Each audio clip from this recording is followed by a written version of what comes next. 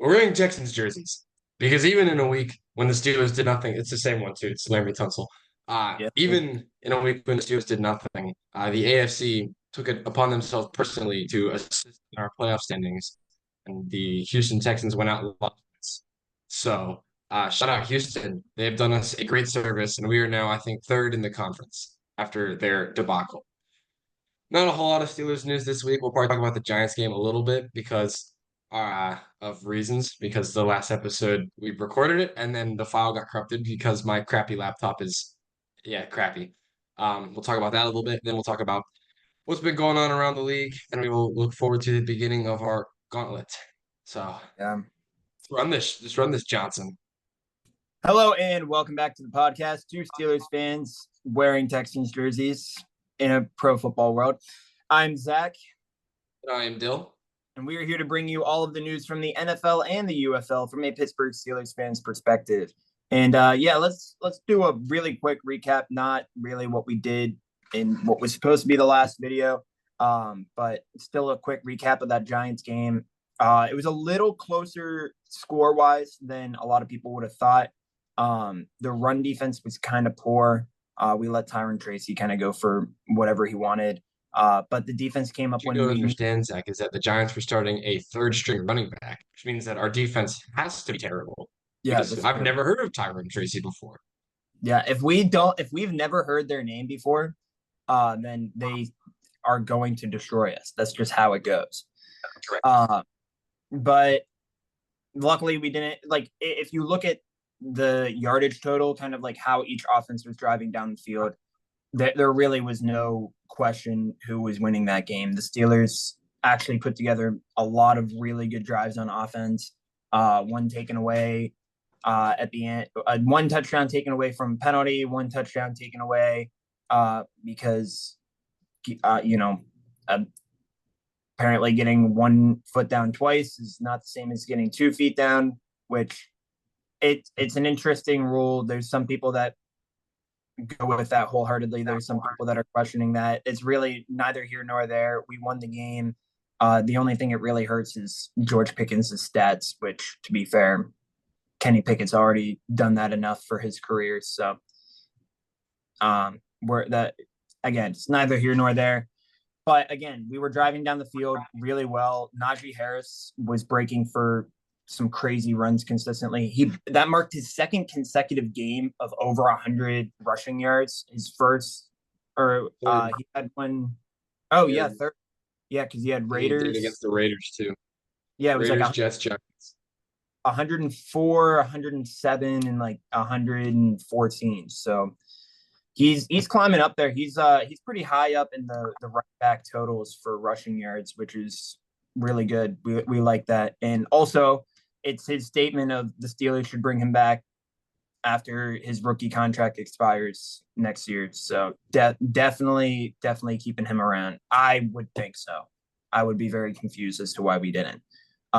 Game was pretty much won because of TJ Watt, as many could expect. TJ with I wouldn't say necessarily at that point it was game sealing, but it pretty much sealed the game when he got that forced fumble strip sack on Daniel Jones. And right back in that defensive player of the year category again. So that's kind of the highlights. Defense still. And the interesting thing is the defense won us that game, but they didn't really bail us out, and it's good to see that. It's good to see that we have a defense that'll win us games, but we have an offense that doesn't require them to, It wasn't entirely complimentary football, but Yeah. the offense was moving up and down, just couldn't score touchdowns. Had to settle for field goals one too many times. So Yeah. And again, if it's going to happen in any game, I'd rather it happen to the Giants, where we know even if we screw up like that, we can get that win. But I'll highlight and shout out to the best special teams in the league. I mean, seriously, it's like over our 3-game winning streak, we've blocked 2 field goals or extra points. We blocked a punt. We've been perfect on field goals, and we have a punt return touchdown. So best special teams in the league. I'm hearing people on Good Morning Football calling for Danny Smith to get a head coaching job after this. I'm like, dang, finally some recognition from my boy Danny Smith. So that, I mean, special teams is a lot more important than people think, especially when you look at, I think it was the 2010 Chargers had the best offense, the best defense in the league, and still had a losing record simply Yeah. because they had the worst special teams in NFL history. Sometimes that's, the special teams will win it for you, man. That's the last time we won a playoff game is simply by special teams, is because Boswell kicked all of our points. Yeah, he kicked what, 6 field goals? Hmm?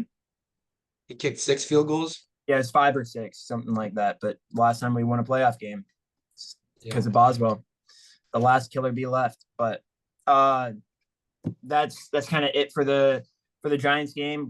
We got away with a win, and like Dill said, we were sitting right around, technically tied for second, but pretty much technically third in the AFC standings. You still have the Chiefs, who are undefeated. You have the Bills, who are 6-2, or maybe 7-2. I don't know if they've had their bye yet. If Who they, hasn't? I think they're okay, 7-2. so they're 7-2. So then we are third because we've had the bye. So we're sitting at 6-2, and then the Texans are sitting at 6-3, and those are the four leaders of the divisions. Yeah, Baltimore's also at 6-3 for whatever that's worth. Yeah, that's right. Yeah. So we are also top of the division because though we have the same amount of wins, we have one less loss. Yeah. Good job, guys. So Bye's coming in clutch there. Yeah. But yeah, I mean, looking at this week, kind of like the big thing. Well, the Broncos defense officially sucks again. Yeah, no, it was cool. They had a good run. I Yeah. think it's a they might be like the 7th seed, but they're not any better than that. Although I will say, wins against Denver and the Chargers are looking pretty good. Yeah. Just in Yeah. case we end up getting knocked down out of the division lead. It's right now, I think Denver and the Chargers that are 6 and 7 in terms of playoff seeding. Yeah. Baltimore's in the mix, obviously. So it's pretty cool that we have those 2 wins over them. That way, even if we get knocked out of the division lead, we'll still have those head-to-heads over them, get better, which would be pretty cool. But I'd love to have a home playoff game. That'd be pretty fun. That would be amazing. I would definitely find a way to go up for that. That would, Oh yeah. yeah. But yeah, I mean, we talked about it after we lost the Colts game. We thought that would be something to bite us in the butt, and people can bring it around in the second half of the season. But luckily, it looks like Indianapolis is having that turmoil or that inner turmoil that hopefully we won't have to deal with that. But yeah, 100%. Those early wins against the Chargers and the Broncos were pretty much those ended up being really big key victories. And another one that I think is, I mean, it's an NFC opponent, but I think is going to be very important is Washington, because right now, again, we're not officially tied, but we're pretty much tied with the Ravens, just barely squeaking them out for the lead of AFC North. And the Ravens are playing the Bengals division game. We saw what happened in the last Ravens Bengals game. That came down to the wire. It could very easily go the Bengals' way, but you don't, with how the Ravens are rolling right now and how the Bengals are not, it's hard to say what's going to happen. And luckily that is the Thursday night game, so we will know the outcome of that early, which will determine how important that Washington game ends up being. But that could be big, because immediately after we play Washington, we play the Ravens. Yep. And that's what, and like, I want to go into that game with a little bit of cushion, just so when we play the Ravens, we should be playing it with everything, because that'll be our first divisional game. But it just gives me a little bit more confidence going into that. But Right. again, it doesn't matter if we're coming off a bye. It doesn't matter if they're coming off a bye. It doesn't matter if they're coming off a win, if we're coming off a win. Nothing else matters going into Steelers Ravens other than it's Steelers Ravens. Yeah. So that's the big thing. Honestly, this will probably be the first big test for our defense. Washington. Washington.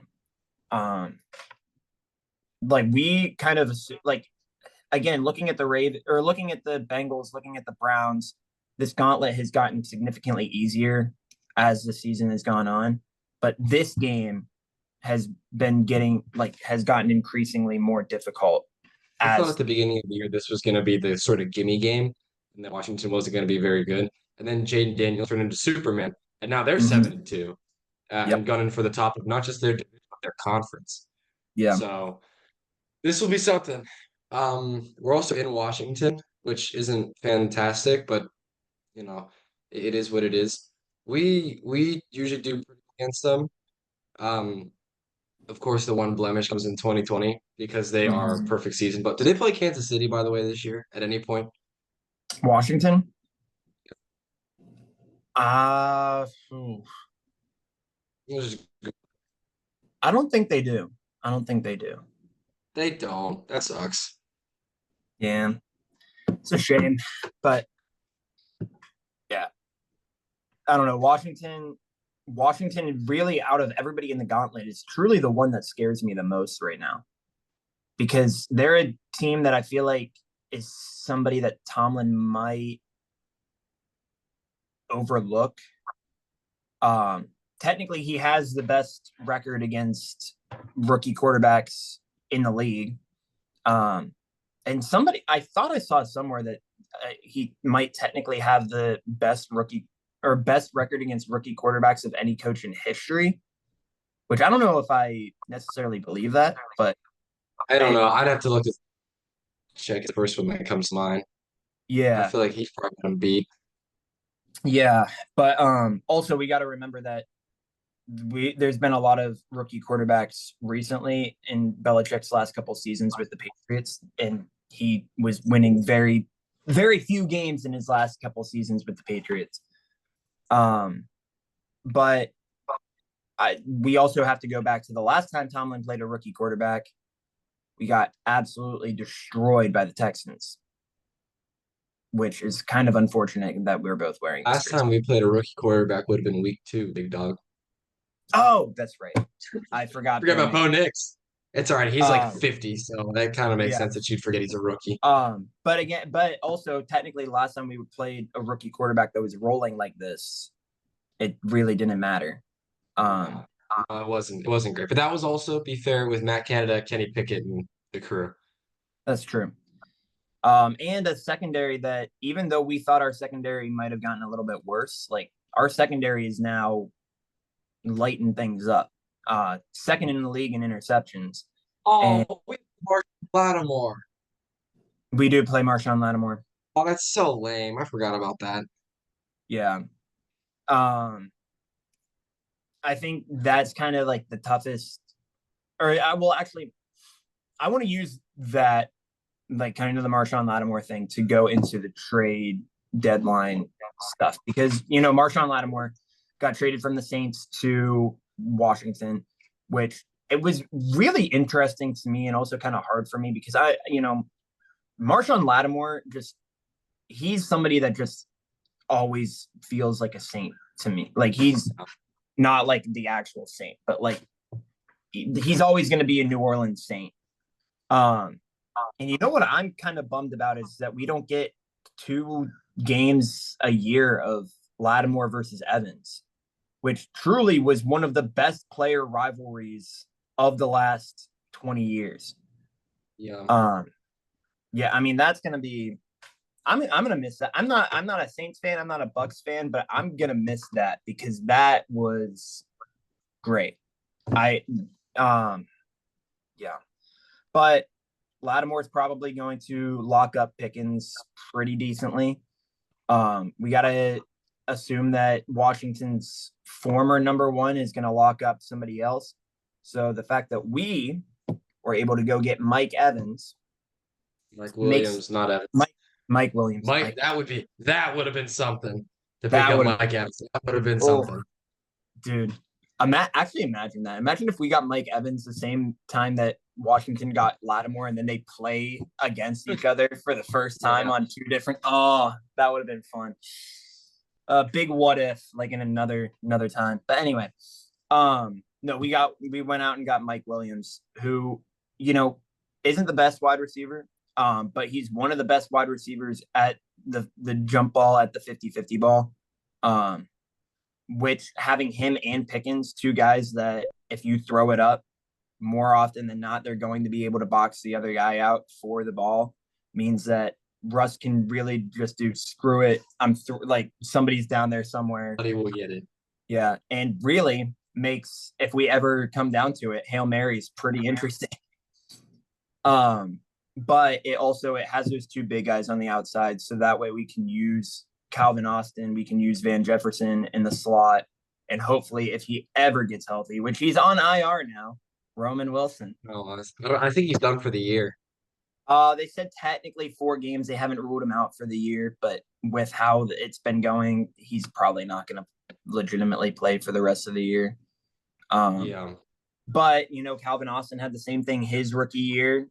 Came back and has he been lights out for us? No. Has he been a solid number 2 or 3 option? Yeah. And I think Roman's going to pretty much do the same thing.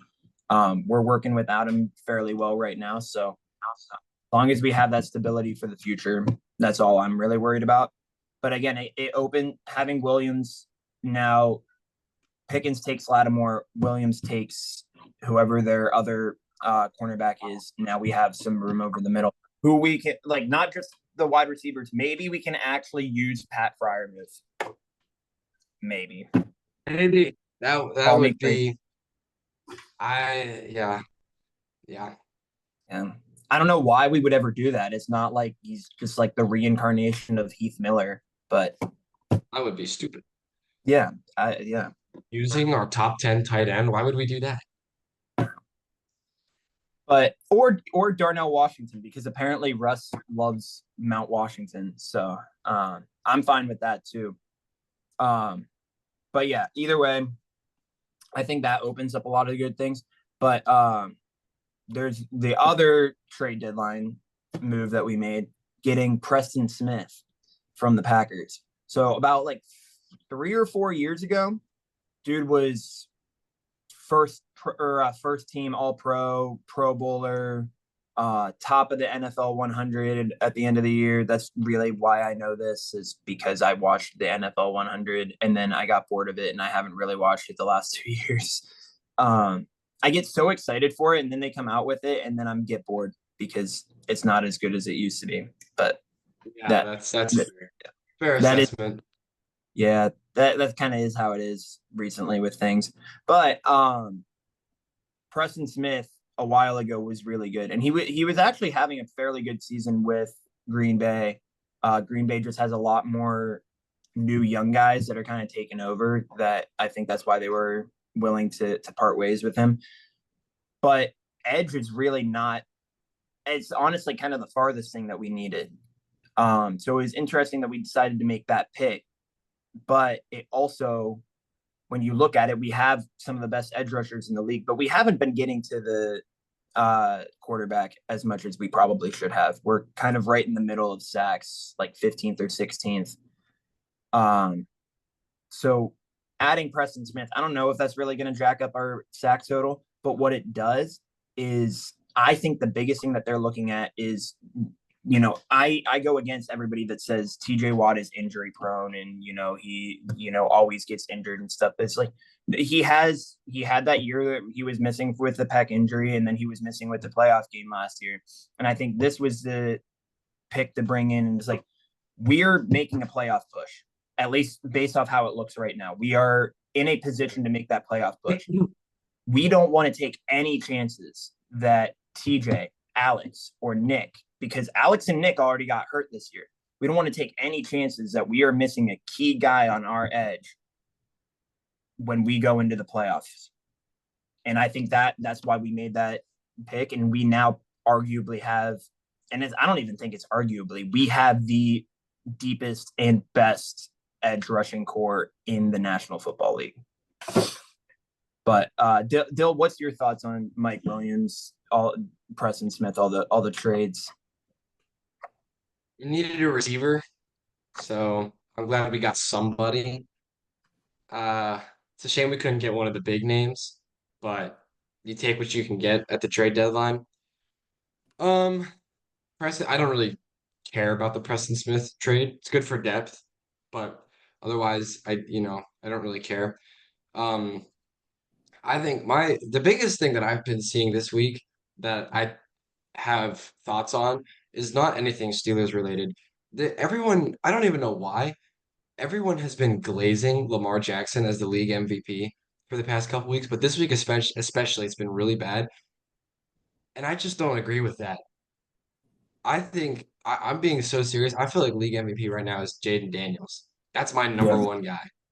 I mean, he has literally turned around the entire Commanders team in his first year. yeah, Like, he might win the division. He's got a good chance to go and win the conference. If he manages to do either of those things, if he manages to win the division, I think he deserves to be in the conversation. If he wins the conference, it should be him without a conversation. Like, I don't know why there's any form of debate on that. I don't really know what Lamar has done to make him fantastic, other than lose to the Raiders and a handful of like the Raiders and the Browns and whoever the other loss is. I can't remember. Um, yeah, I don't. So I don't know. I think yeah, I disagree with Lamar being league MVP. I 100% agree with you. So many people keep saying it's like Lamar's playing the best football of his career. I'm like, yeah, that's because they went out and got the best running back of the last decade. I mean, Lamar Jackson, from what I've watched of the Ravens games, he's not even the best player on his team right now. The best player on his team is Derrick Henry. Derrick Henry is having arguably, I mean, besides maybe his 2,000 yard rushing campaign, probably his best season ever. Um, we're halfway through the season and bro already has over 1,000 yards. He's averaging over a touch, like more than a touchdown per game.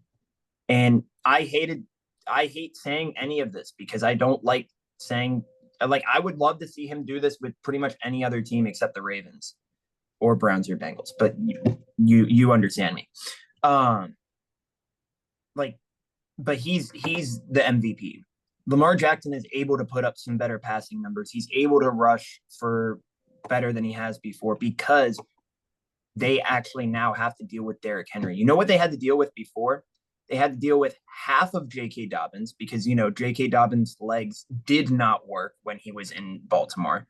They had to deal with Gus Edwards, who might as well not even be in the league anymore. They had to deal with Keaton Mitchell, who most people don't even know who that is. I barely know who that is. Like, yes, the Ravens had a rushing attack, but their rushing attack up until this point was Lamar Jackson. Why do you think the Ravens went out and got Derrick Henry? Because they knew they didn't really have a true rushing game. Now they do. Now Lamar can actually open up the offense. And but the fact of the matter is, if you have a running back that's doing this well, and you have a defense that was supposed to be top of the league coming into this, and you are losing to the Raiders and the Browns, you're not MVP. You're not. When you have a rookie quarterback who, in his first true Hail Mary attempt, throws it almost 70 air yards into the end zone perfectly, that's an MVP.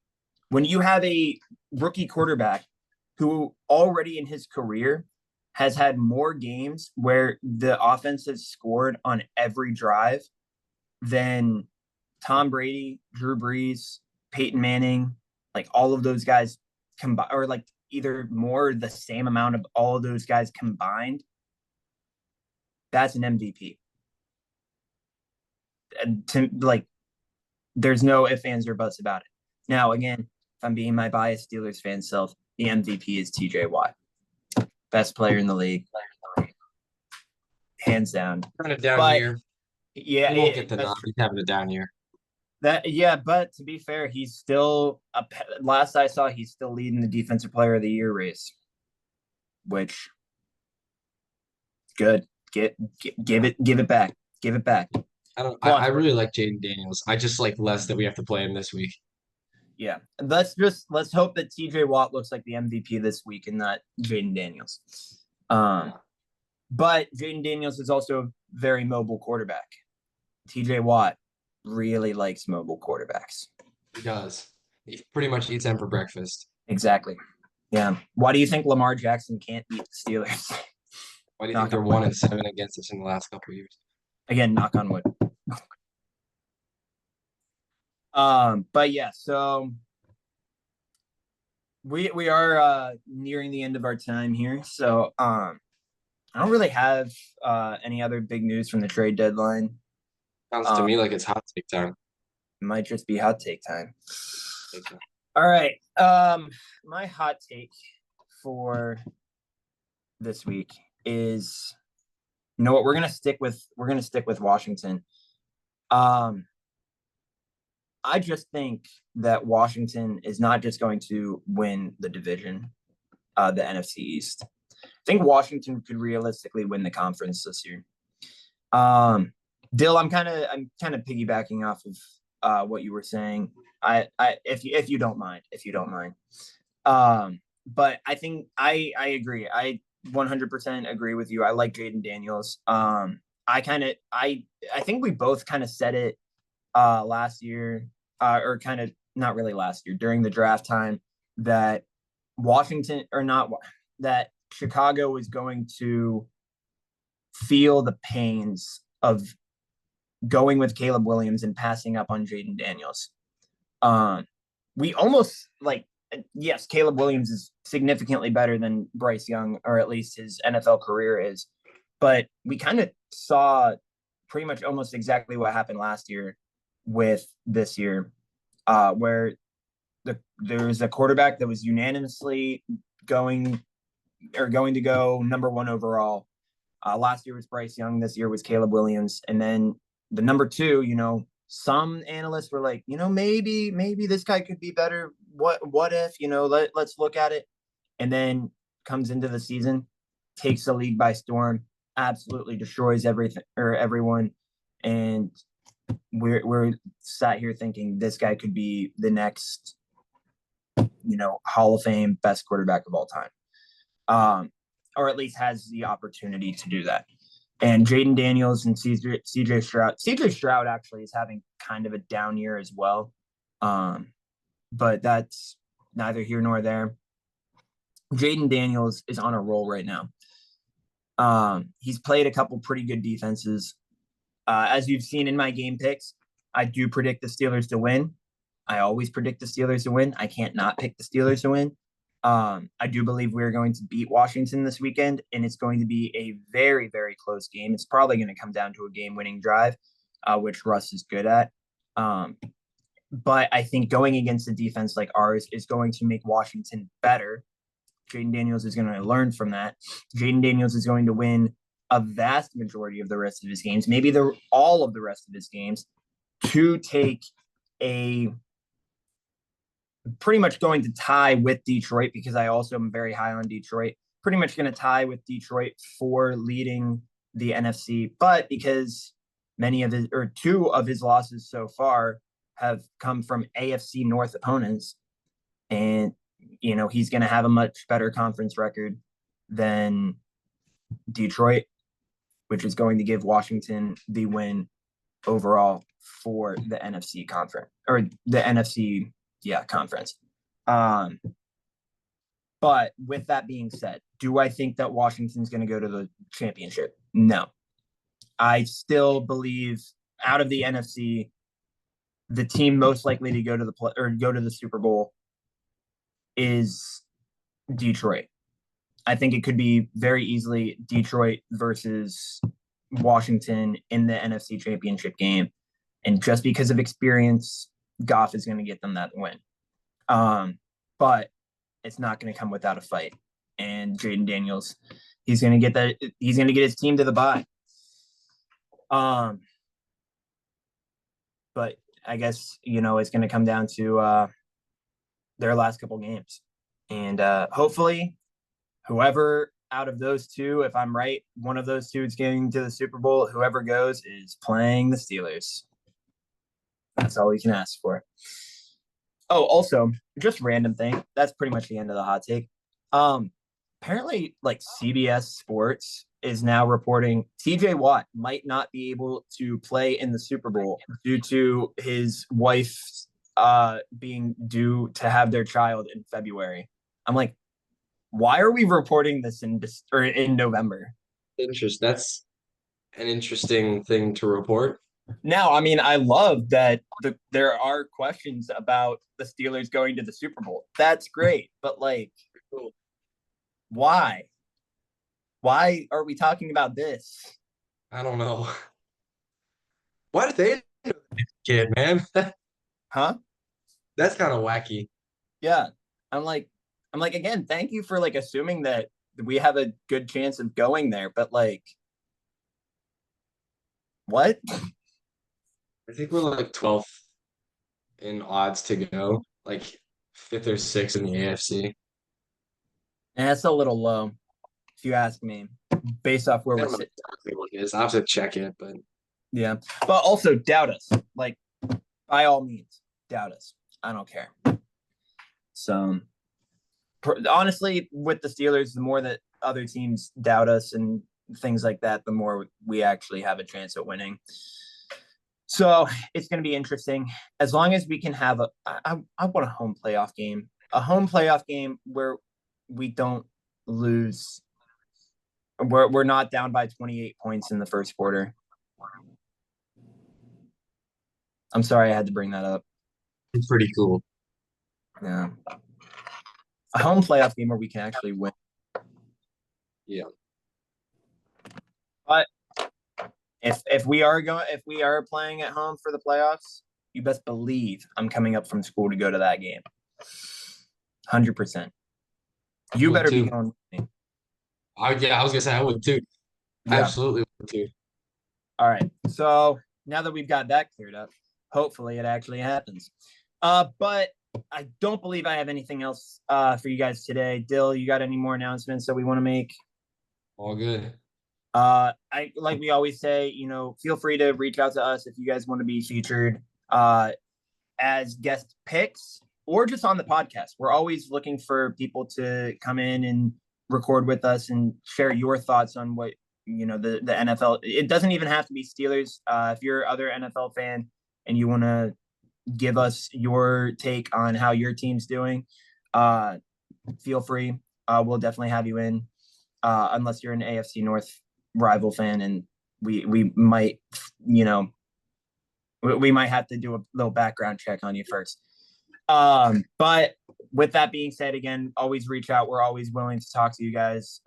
That's why we do it. We do it for you guys. We do it for the fans.